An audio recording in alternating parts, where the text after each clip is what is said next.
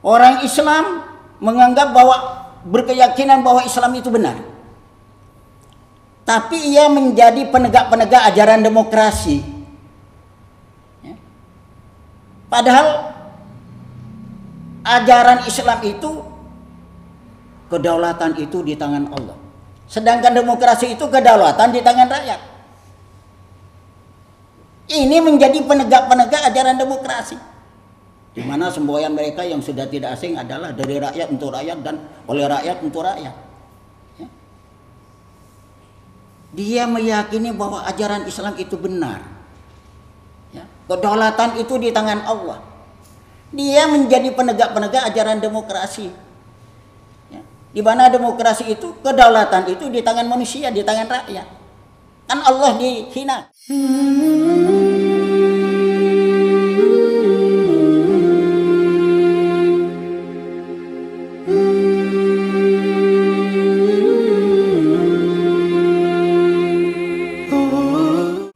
Assalamualaikum warahmatullahi wabarakatuh.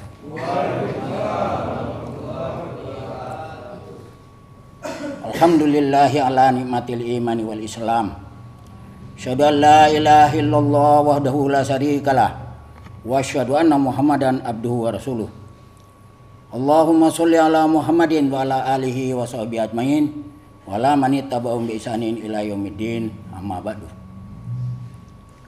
Faqala Allah Ta'ala fil Qur'anil Karim. A'udzu billahi minasyaitonir rajim. Ya ayyuhalladzina amanu man yartadda minkum an dinihi fasawfa yu'tillahu biqaumin yuhibbuhum wa yuhibbunahu adzillatin 'alal mu'minina 'izzatin 'alal kafirin yujahiduna fi sabilillah wa la yakhafuna lawmata la'im. Dzalika fadlullahi yu'tihi may yasha'. Wallahu wasi'un alim. Saudara-saudara sekalian, seiman atau seakidah, senasib seperjuangan, di dalam sama-sama kita menegakkan syariat Allah di atas bumi Allah ini melalui sistem kepemimpinan Allah yang sama-sama kita yakini kebenarannya, yakni sistem khilafah sesudah sistem kenabian, yakni seorang khalifah sebagai ulil amri minkum yang harus kita taati. Kita bersyukur kepada Allah dihidupkan dalam Islam ini. Dan kemudian kita berjuang untuk mencari ridha Allah melalui Islam ini pula. Di mana Islam ini adalah suatu aturan-aturan atau satu sistem kehidupan yang datangnya dari Sang Pencipta manusia. Sang Pencipta bumi, Sang Pencipta langit, yang punya surga, yang punya neraka. Lain halnya dengan sistem kehidupan atau aturan-aturan kehidupan seperti halnya komunis, kapitalis, monarki, oligarki, demokrasi. Ini adalah suatu sistem kehidupan yang dibikin oleh manusia, di mana manusia ini hanya tahu apa yang terjadi pada hari ini. Kalau kejadian-kejadian 5 tahun atau 10 tahun yang lalu mungkin sudah banyak yang sudah lupa. Apalagi apa-apa yang akan terjadi pada 5 tahun, 10 tahun, atau 50 tahun yang akan datang. Tapi kalau sistem hidup Islam ini, atau aturan-aturan kehidupan Islam ini aturan-aturan dari Yang Maha Tahu apa yang terjadi pada hari ini. Apa yang terjadi pada 10 tahun yang lalu, 1000 tahun yang lalu, dan bahkan apa yang akan terjadi pada 10 tahun yang akan datang, 100 tahun yang akan datang, sampai 1000 tahun yang akan datang. Ya. Ini Allah sebagai pencipta Islam ini. Ia adalah Maha Tahu. Maka jangan khawatir sistem hidup Islam atau aturan-aturan Islam ini yang datangnya dari Yang Maha Tahu ini tidak akan cocok dengan zaman. Ya. Akan kadaluarsa dengan zaman. Ya. Kenapa? Karena Allah itu Maha Tahu. Ya. Maka terbukti di dalam perjalanan sejarah Islam ini dengan aturan-aturan Yang Maha Tahu ini pernah bisa memimpin di dunia sampai hampir 1500 tahun lamanya. 1350-1400 tahun lamanya. Kenapa? Karena dari Yang Maha Bijak, dari Yang Maha Tahu. Ya. Kadang-kadang pada zamannya Islam masih berkuasa, banyak orang-orang kafir pada era-era selanjutnya ini ingin lagi tegak Islam itu. Kenapa? Ya karena itu. Islam ini bukan manusia yang bikin. Ya. Tapi saudara-saudara sekalian, kalau seperti sistem-sistem hidup yang ada, seperti sistem komunis, kapitalis, ya, monarki, oligarki, demokrasi, ya, ini sistem hidup yang dibikin oleh otaknya manusia, ya, yang tidak tahu apa yang akan terjadi besok, ya, apalagi 100 tahun yang akan datang. Ya. Suatu bukti yang sudah nyata, ya, bahwa aturan-aturan hidup yang dibikin oleh otaknya manusia kayaknya cocok pada hari ini, tapi pada masa yang akan datang yang menghancurkan, yang membikin sendiri. Ya seperti contohnya aturan komunis yang berlaku di Rusia sana itu. Dulu di Uni Soviet masih berjaya-jayanya. Ya. Ini sering saya ulang-ulang supaya meyakinkan bahwa kita sebagai pejuang-pejuang di jalan Allah tidak ragu di dalam kita menapaki aturan-aturan atau sistem hidup yang datangnya dari Allah. Ya. Sistem hidup komunis sejak tercetusnya revolusi Bolshevik 1917 sampai dekade tahun 1991, kayaknya orang-orang daratan Eropa yang tidak mau bersistem hidup dengan sistem hidup komunis, kayaknya sudah ketinggalan zaman.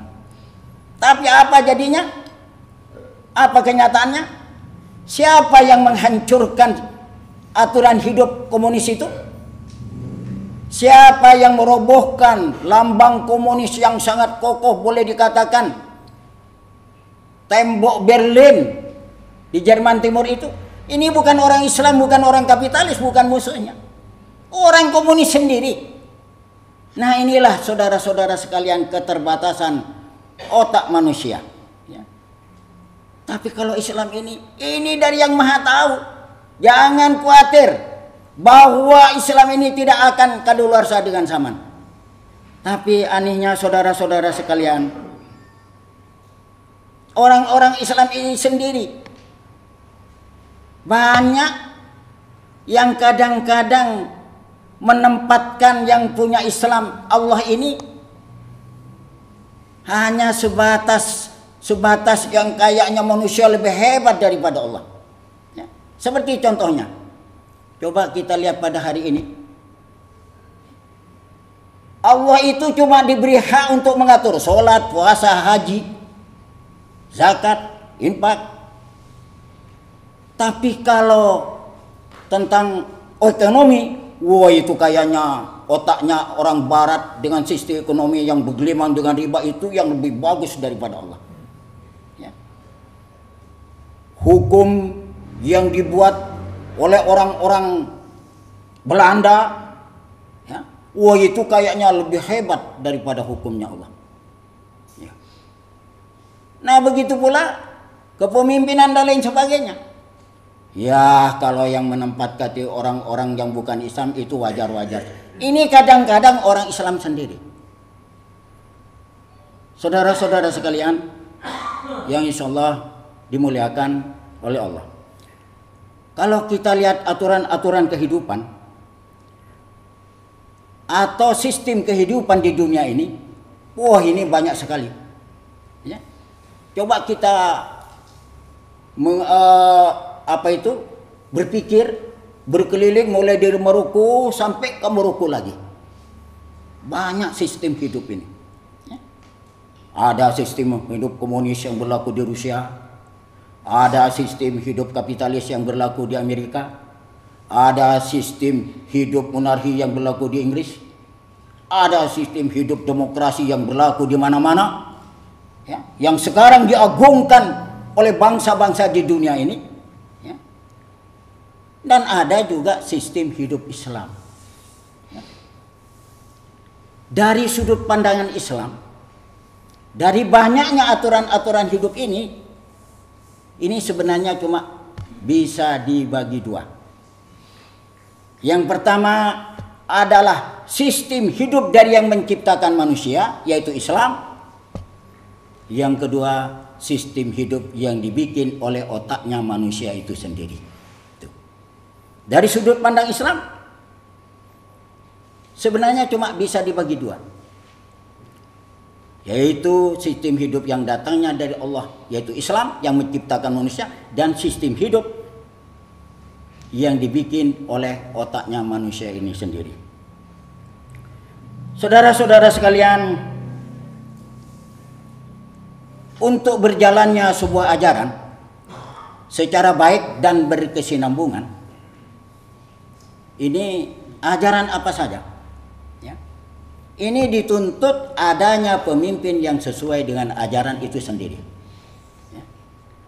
Jadi sekali lagi, secara logika, ya, untuk berjalannya semua ajaran secara baik dan agar ajaran itu bisa berjalan secara berkesinambungan, ini dituntut adanya pemimpin yang sesuai dengan ajaran itu sendiri.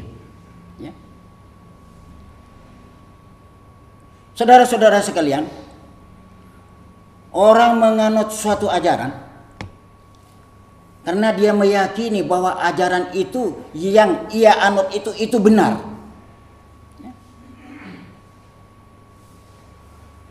Suatu hal yang lucu atau suatu hal yang tidak bisa diterima oleh akal yang sehat. Kalau dia meyakini bahwa ajarannya itu benar, baik aturannya, baik kepemimpinannya, tapi dia menjadi penegak-penegak ajaran lain, ini sebenarnya suatu hal yang lucu. Jadi kalau orang meyakini bahwa ajaran yang dianut itu ia yakini benar, tapi ia menjadi penegak-penegak ajaran lain, ini suatu hal yang lucu dan nggak bisa diterima oleh akal yang sehat. Ya. Satu contoh, orang menganut ajaran komunis, di mana ajaran komunis ini tidak mempercayai adanya Allah, bahwa Allah itu tidak ada. Agama itu racun.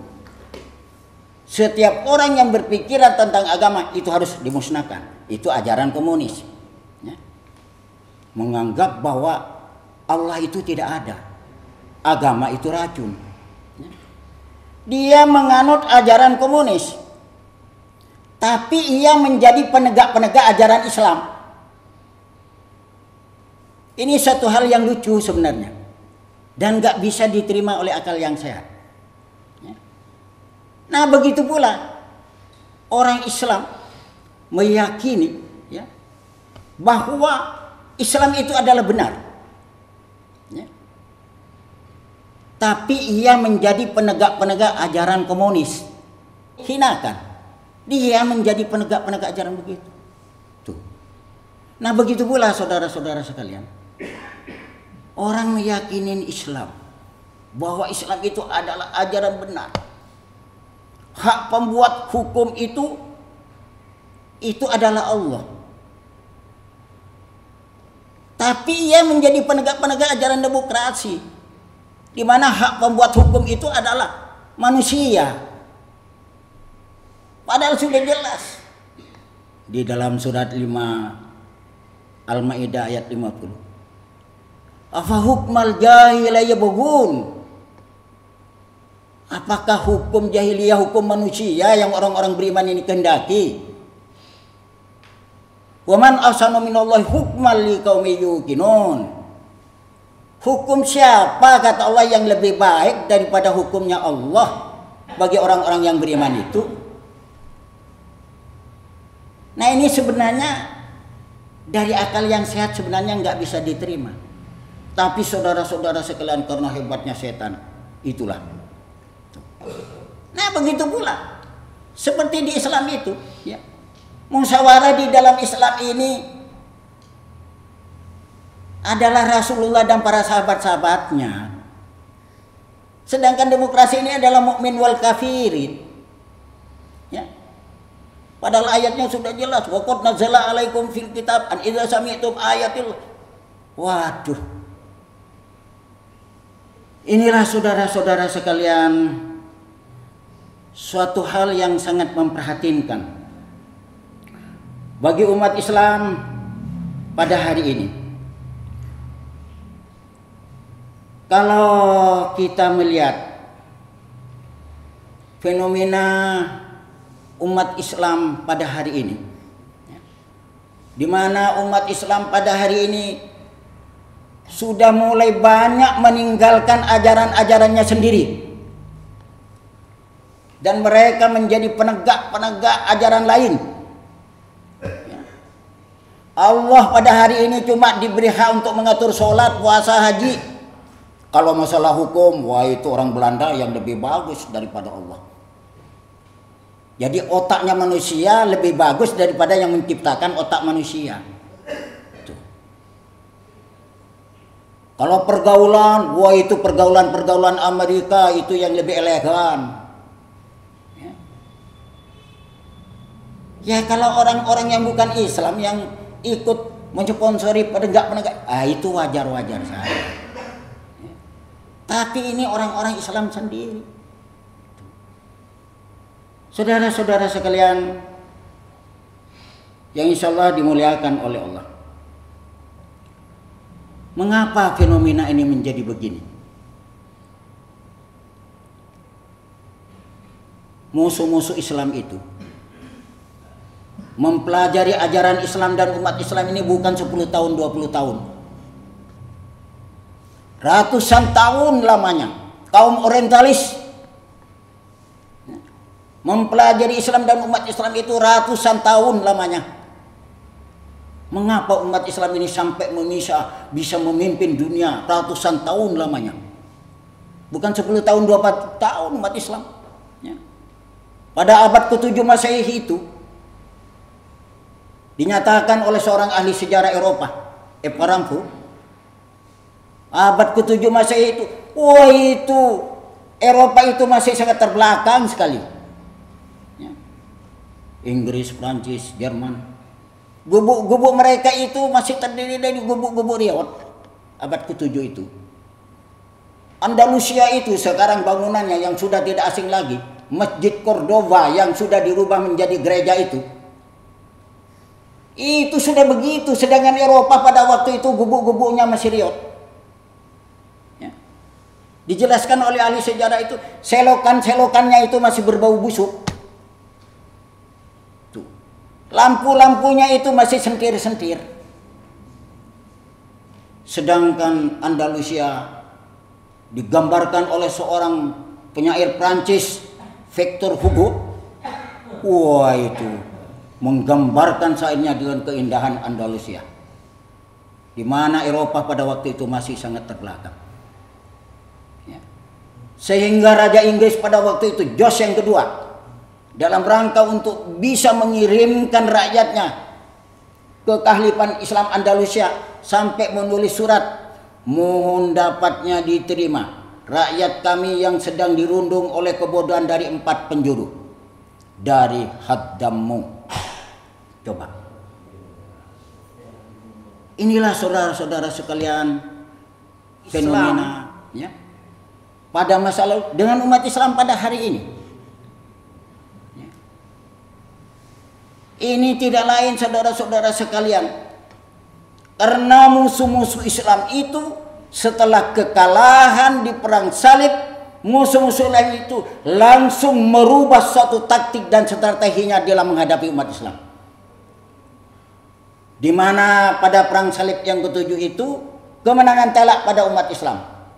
Tapi sebenarnya merupakan starting point kemenangan yang akan datang itu diraih oleh orang-orang kafir pada era-era selanjutnya. Kenapa?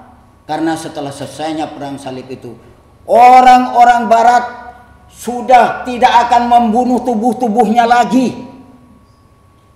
Tapi yang akan dibunuh, yang akan dihancurkan itu adalah akidah-akidahnya. Tuh. Orang barat mendapatkan kesimpulan bahwa kejayaan Islam ini tidak lain karena umat Islam masih berpegang teguh kepada Al-Quran. Yang kedua, karena umat Islam masih taat kepada pemimpin Islamnya yang bernama Khalifah atau Amirul Mukminin. Maka musuh-musuh Islam berusaha untuk menjauhkan umat Islam dengan langkah-langkah usul fikrinya dari Al-Quran. Ya. Sekarang ini saudara-saudara sekalian, serbuan barat terhadap dunia Islam, terutama di dalam dunia pendidikan, kita kadang-kadang sangat sedih sekali. Kenapa? Karena sekarang seorang yang akan membuat makalah, skripsi, tesis, disertasi, itu harus mengadakan bereferensi atau berujuk kepada keluaran buku-buku keislaman keluaran orang-orang kafir. Ya. Dan dianggap kurang sempurna, tidak layak kalau tidak merujuk kepada buku-buku keislaman keluaran orientalis yang belum tentu sunat itu. Tuh. Itu dianggap tidak sah. Tuh. Kalau merujuk atau membuat referensi, dia dalam membuat makalah, skripsi, tesis, disertasi, ya. Kalau merujuk kepada ulama-ulama dianggap tidak layak. Jadi sekarang ini saudara-saudara sekalian, serbuan orang-orang kafir terhadap dunia Islam ini, sudah umat Islam ini disepung dari segala jurusan, menghancurkan Islam dengan nama-nama Islam. Sekarang ini, mengapa umat Islam sekarang sudah tidak bisa membedakan mana sistem Islam, mana sistem sekuler itu? Sistem Islam bukan bagian daripada sistem sekuler. Sistem sekuler bukan bagian daripada sistem Islam. Sistem Islam, sistem sekuler. Tapi sekarang saudara-saudara sekalian, yang menjadi penegak-penegak sistem sekuler ini bukan orang-orang Yahudi lagi. Kenapa? Karena sistem sekuler ini sebenarnya sistem Yahudi. Maka kata orang-orang Yahudi radikal, orang-orang Yahudi ini berhimpun di dalam suatu organisasi yang dinamakan kaum Masuniyah. Ya. Kalau di dalam bahasa letterletnya itu, ya, tulisannya itu Freemasonry. Mereka itulah organisasi Yahudi radikal, ya, pengawal demokrasi. Ya. Nah sekarang yang menjadi penegak-penegak sudah bukan mereka-mereka lagi, orang-orang Islam lagi sekarang.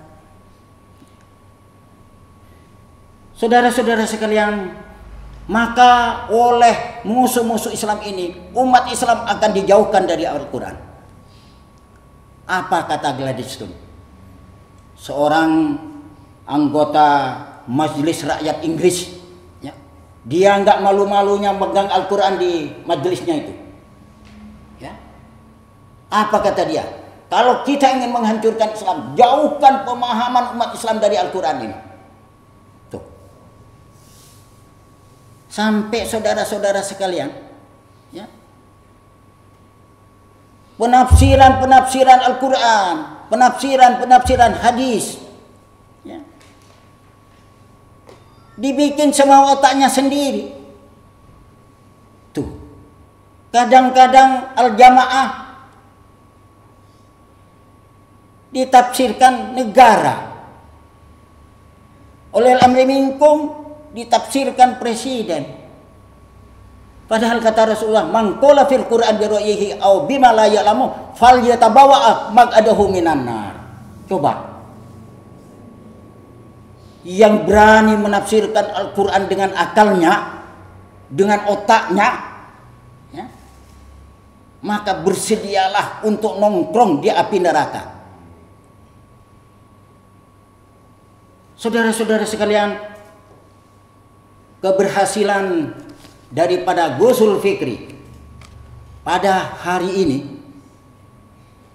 sudah boleh dikatakan menguasai umat Islam. Ya. Gejala-gejala umat Islam mulai meninggalkan Islamnya. Ini saudara-saudara sekalian, sudah sekarang ini tidak menjadi rahasia umum. Sekarang ini umat Islam sendiri cuma memberikan hak kepada Allah. Allah cuma bisa mengatur sholat, puasa, haji. Kalau hukum Allah kayaknya lebih baik hukumnya Belanda. Ya. Kalau ekonomi yang bergelimang dengan riba, itu yang lebih baik. Pergaulan kayaknya pergaulan Islam itu sudah kolot. Pergaulan yang bukan muhrim yang kayaknya bergandengan tangan, bawa ke pantai-pantai, itu yang lebih bagus, yang lebih modern sekarang. Ya. Naudzubillah min dzalik. Ya. Saudara-saudara sekalian yang insyaallah dimuliakan oleh Allah, sesuai dengan janji Allah. Tatkala umat Islam ini sudah banyak meninggalkan Islamnya, Allah tetap berjanji untuk menurunkan generasi pengganti. Ini sebagaimana firman-Nya di dalam ayat yang saya baca tadi, di dalam surat Al-Maidah ayat yang ke-54. Ya. Tatkala umat Islam ini sudah banyak meninggalkan agamanya, di mana umat Islam pada hari ini sudah tidak mau menegakkan syariatnya, cuma mau menegakkan sholat, puasa, haji. Ya. Sudah tidak mau membela agamanya, maka Allah tetap akan menurunkan suatu generasi atau satu kaum pengganti daripada orang-orang ini.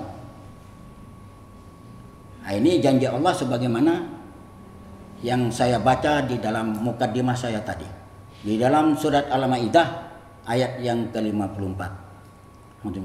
Ya ayyuhalladzina amanu man yartadda minkum an dinihi fasawfa ya'tillahu biqaumin yuhibbuhum wa yuhibbunahu adillatin 'alal mu'minin 'izzatin 'alal kafirin yujahiduna fi sabilillahi wa la yakhafuna lawmata laim dzalika fadlullahi yu'tihi may yasha wallahu wasi'un 'alim.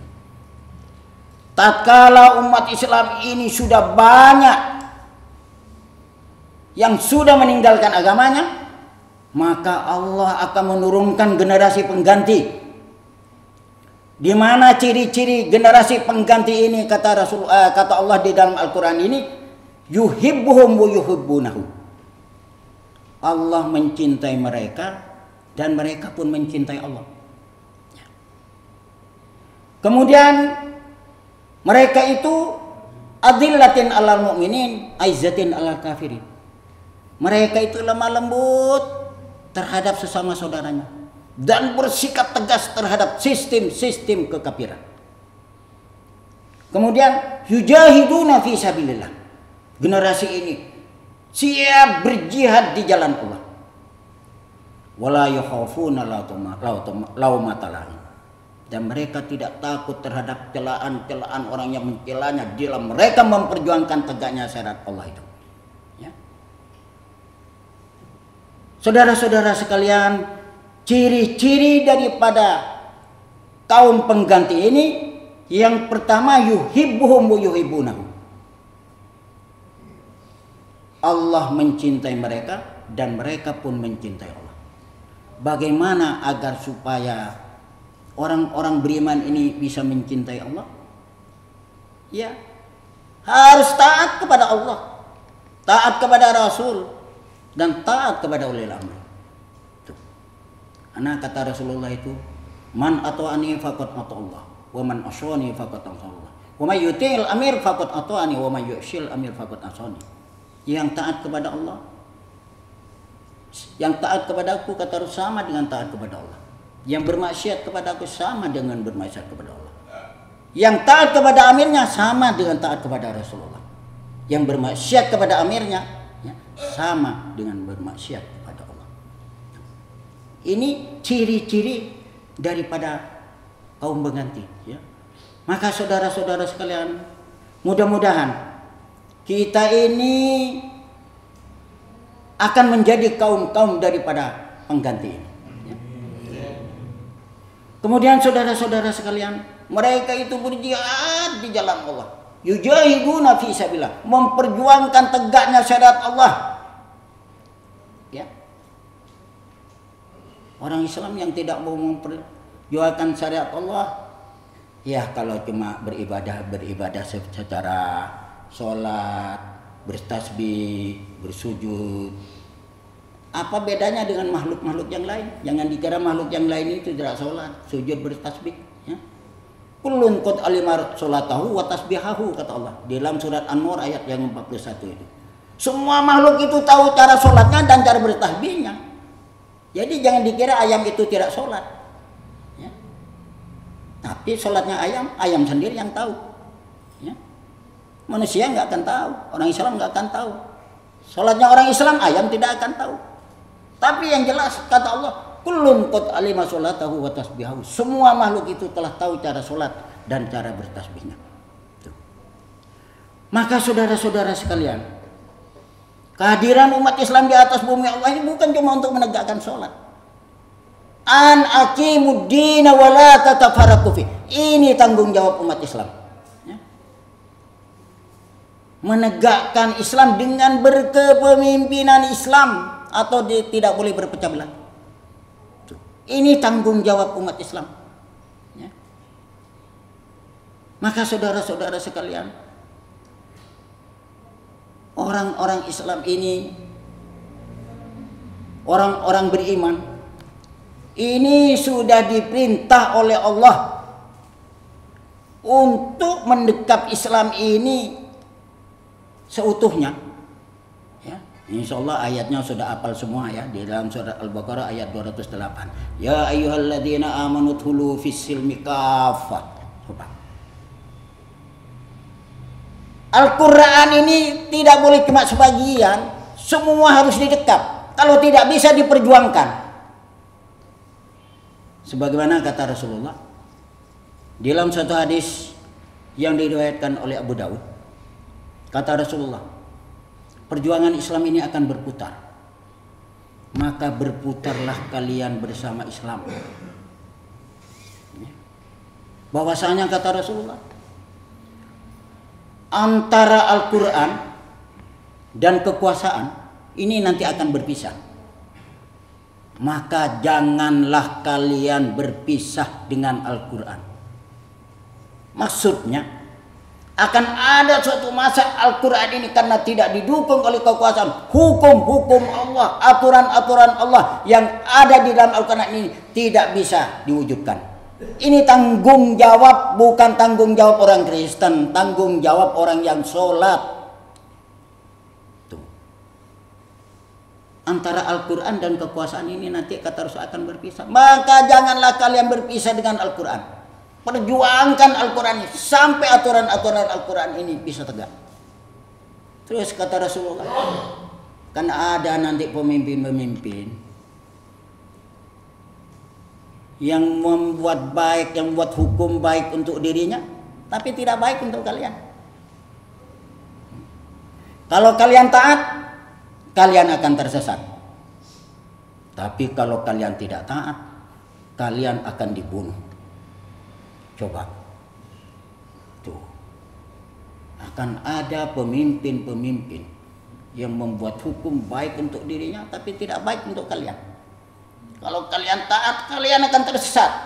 Tapi kalau kalian tidak taat, kalian akan dibunuh. Sehingga sahabat pada waktu itu bertanya kepada Rasulullah, "Ya Rasulullah, bagaimana kita harus bersikap pada waktu itu ya Rasulullah? Kalau kita taat, kita tersesat. Kalau kita tidak taat, kita akan dibunuh. Bagaimana kita harus bersikap ya Rasulullah?" Apa kata Rasulullah? "Bersikaplah kalian sebagaimana sikapnya pengikut-pengikut Nabi Isa alaihissalam. Mereka itu sampai digergaji tubuhnya, dipotong-potong, kemudian digantung-gantung di atas pohon. Sungguh," kata Rasulullah, "mati karena taat kepada Allah itu lebih baik daripada berdurhaka kepada Allah." Ini saudara-saudara sekalian, ya. Maka saudara-saudara sekalian, seorang yang berjuang di jalan Allah, seorang yang berjihad di jalan Allah, ada kata Rasulullah di dalam satu hadis menyatakan, ada mujahid itu yang bangun dan tidurnya itu, kata Rasulullah, itu dapat pahala. Apalagi bangun, tidur saja masih menetes pahala. Bagaimana persyaratannya itu? Mujahid, orang-orang yang berjuang di jalan Allah, yang bangun dan tidurnya dapat pahala. Yang pertama kata Rasulullah, seorang mujahid itu harus ikhlas. Tuh. Ikhlas ini saudara-saudara sekalian merupakan rohnya daripada amal. Amal yang tidak didasari oleh keikhlasan tidak ada nilainya di hadapan Allah. Ya. Maka kata Rasulullah, yang pertama, mujahid yang bangun dan tidurnya itu dapat pahala. Yang pertama harus ikhlas. Yang kedua kata Rasulullah, harus taat. Siapa yang harus ditaati itu? Ya sudah jelas. Ibadah itu adalah taat kepada Allah, taat kepada Rasul, taat kepada ulil amri. Tuh. Maka jangan main-main, sen-sen daripada ulil amri ini jangan dibikin main-main.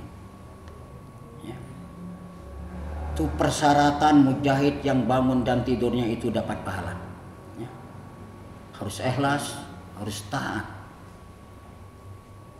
Yang ketiga kata Rasulullah itu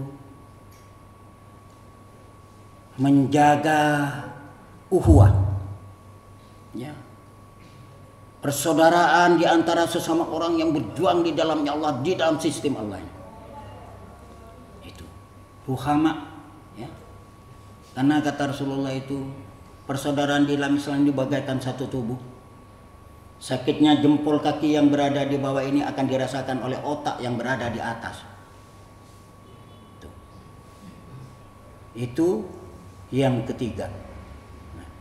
Kemudian yang keempat, menjaga kehormatan saudara. Ya. Kehormatan saudara ini, saudara-saudara sekalian, sangat besar sekali. Ya. Bicarakan kejelekan-kejelekan saudara walaupun benar kepada orang lain, itulah yang dinamakan ghibah. Ya. Apalagi tidak benar, lebih berat lagi. Ya. Rasulullah Muhammad SAW pada suatu ketika bertanya kepada para sahabatnya, kata Rasulullah, bulan apakah ini? Kata sahabat, disangkanya Rasulullah akan merubah bulan itu. Kata sahabat, Allah dan Rasul yang lebih tahu. Bukankah ini bulan Dzulhijjah? Ya benar ya Rasulullah, kata sahabat. Terus bertanya lagi ya Rasulullah, negeri apakah ini? Allah dan Rasul yang lebih tahu.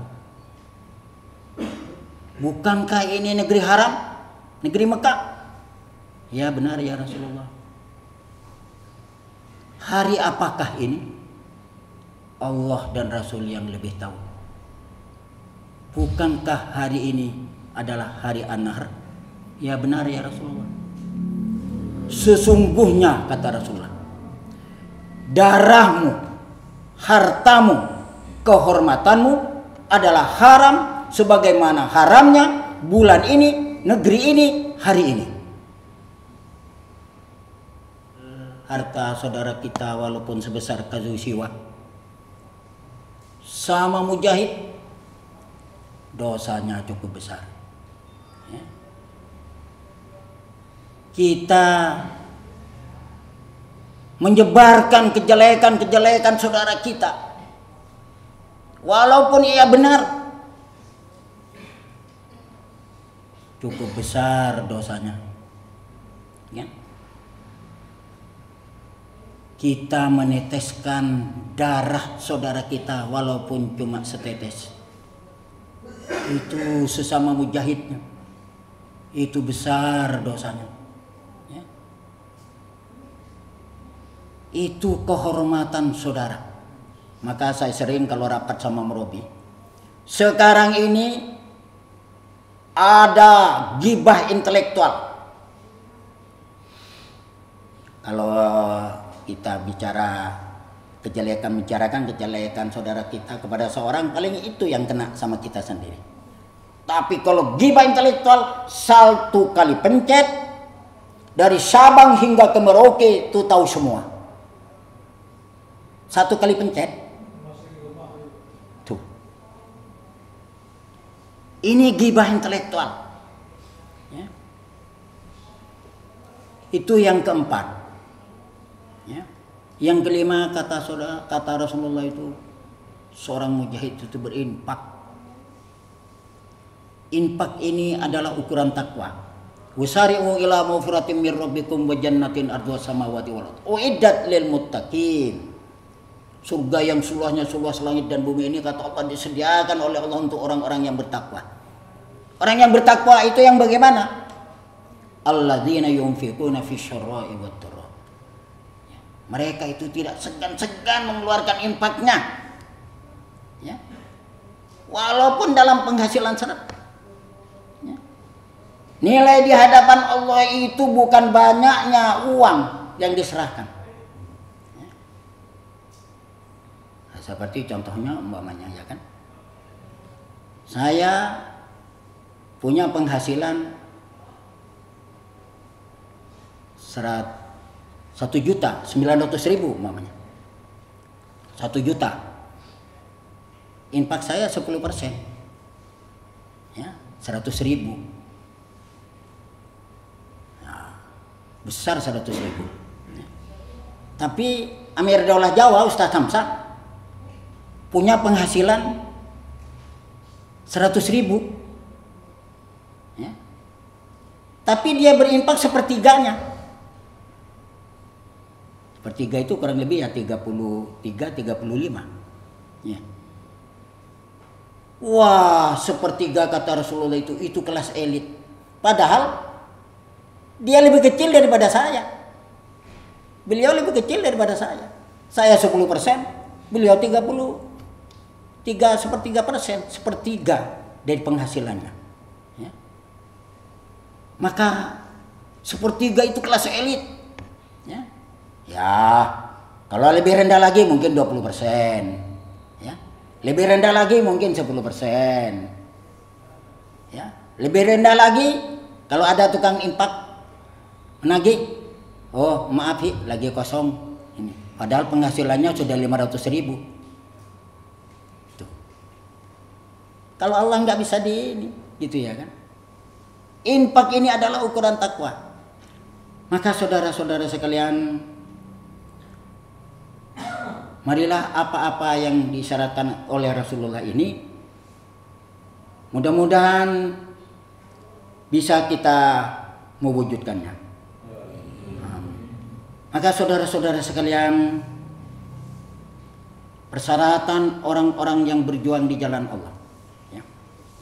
Ada sahabat bertanya kepada Rasulullah, "Ya Rasulullah, yang dikatakan fisabilillah ini yang bagaimana? Apakah orang yang berjuang karena membela bangsa? Apakah orang yang berjuang karena beraniannya? Apakah orang yang berjuang karena ingin mendapatkan tanda jasa? Mana yang dikatakan fisabilillah itu ya Rasulullah?" Apa jawab daripada Rasulullah?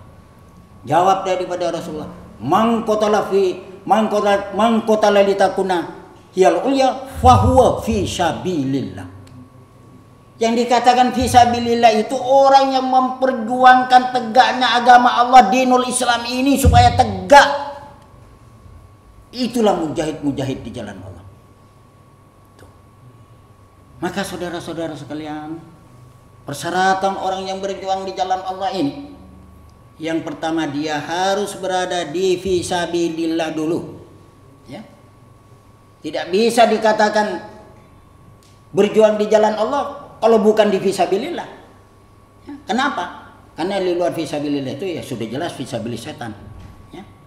Alladzina amanu yuqatiluna fi sabilillah walladzina kafaru yuqatiluna fi sabilillah. Maka yang pertama orang-orang yang berjuang, generasi pengganti ini harus berada di fisabilillah dulu. Ya.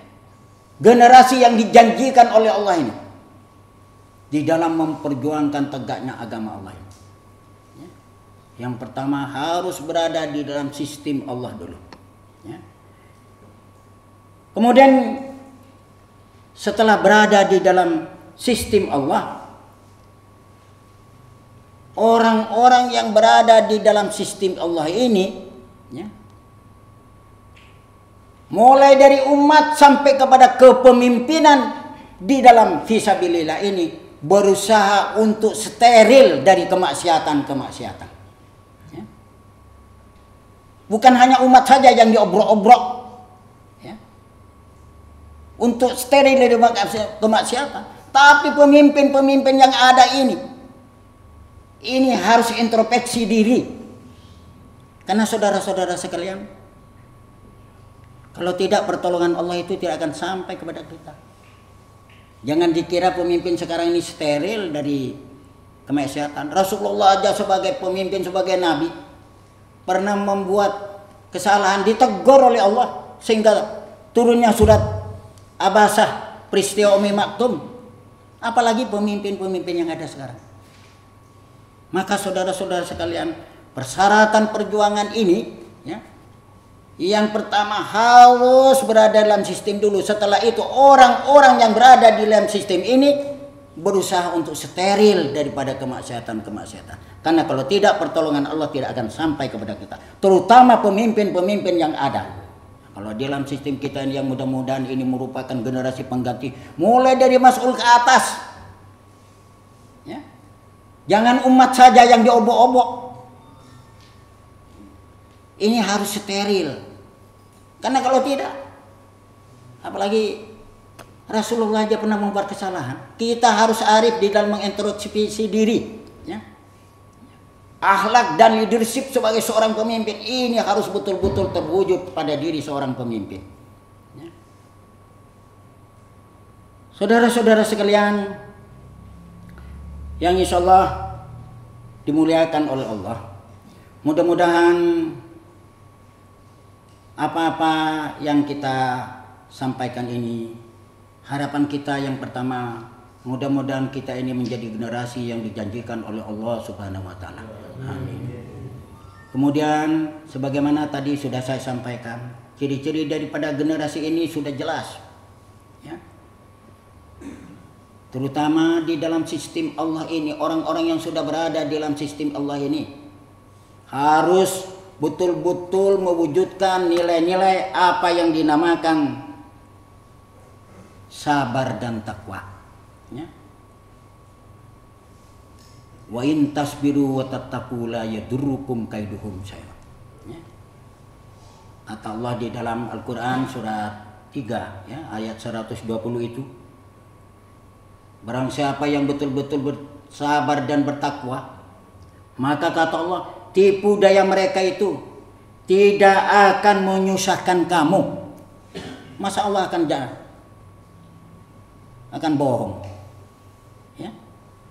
Tapi kalau terjadi, ya, apakah Allah yang salah? Apakah tidak kita yang harus introspeksi? Nah, inilah saudara-saudara sekalian, mudah-mudahan perjalanan kita ini sampai kepada tujuan sebagai generasi fit nanti.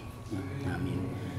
Itulah mungkin yang dapat saya sampaikan ya, sebagai orang yang diamanati oleh Khalifah. Khalifah sudah mengamanatkan kepada saya ya, untuk pembicara mabit, dan kemudian kita bagi supaya para pemimpin-pemimpin kita juga ada bagian, mulai dari beberapa bulan yang lalu ya, mulai dari Ustadz Jul, karena Ustadz Jul juga tidak mau untuk menyampaikan pada waktu itu, maka beliau yang siap untuk menjawab pertanyaan-pertanyaan. Bulan kemarin Amir Daulah Jawa ya. Nah, sekarang nanti yang akan menjawab pertanyaan-pertanyaan adalah Amir Daulah Sumatera, Al Ustadz Supriyono Hadi. Sekian, mudah-mudahan apa-apa yang saya sampaikan ini berguna untuk diri saya dan juga bagi saudara-saudara sekalian, dalam kita sama-sama berlari kencang hanya untuk mencari ridho Allah Subhanahu wa taala. Kurang lebihnya saya mohon maaf kepada Allah, saya mohon ampun. Akhir kata, assalamualaikum warahmatullahi wabarakatuh.